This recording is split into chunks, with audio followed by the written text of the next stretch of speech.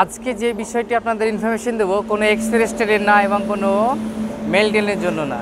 আজকে এমন একটি ট্রেনের ইনফরমেশন দেবো যে ট্রেনটি খাগড়াঘাট থেকে সকাল 7:25 ছাড়ে, যেটা আপনার খাগড়াঘাট থেকে আপনার আজিমগঞ্জের দিকে যায়। কিন্তু এই ট্রেনটি শুধু আজিমগঞ্জ পর্যন্ত কিন্তু সীমাবদ্ধ না।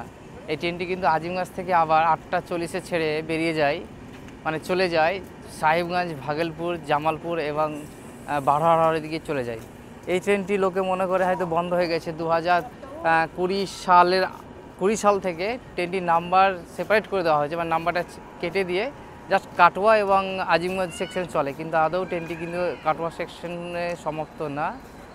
এটা কিন্তু আপনার বারহাওড়া হয়ে সাহেবগঞ্জ হয়ে জামালপুর যায়। খুব গুরুত্বপূর্ণ একটা ট্রেন। লোকে মনে করে হয়তো ট্রেনটা বন্ধ হয়ে গেছে, কিন্তু বন্ধ হয়নি। আর এই ট্রেনটি আপনার প্রতিদিনই মানে জার্নি করে আর কি। তো কিছুদিন আগে যেটা শুনছিলাম যে একটা প্যাসেঞ্জার এসে বলছিল, একজন বলছিল যে দাদা আগে যে একটা ট্রেন যেত সকালবেলায় ছাড়তো আপনার, তখন টাইম ছিল 7:40 সকাল আর কি, সেটা পরিবর্তন করে এখন 25 হয়েছে। যাই হোক বিষয়টা, কিন্তু লোক মনে করতো ট্রেনটা হয়তো বন্ধ হয়ে গেছে, কিন্তু বন্ধ হয়নি। তো যারা ভাবছিলেন ট্রেনটা বন্ধ হয়ে গেছে কিন্তু বন্ধ হয়নি, আপনি এই ট্রেনটা ধরেই চলে যেতে পারবেন একদম সাহেবগঞ্জ, ভাগলপুর, জামালপুর। এবং তো আপনাদের কাছে একটাই রিকোয়েস্ট, ভিডিওটি সবার কাছে শেয়ার করবেন এবং সবাইকে জানার সুযোগ করে দেবেন। তো কারোর যদি কোনো বিষয়ে জানার থাকে কমেন্ট করবেন, কমেন্টে আপনাদের রিপ্লাই দেওয়া হবে। ধন্যবাদ। পরের ভিডিওতে আপনাদের সঙ্গে আবার দেখা হবে।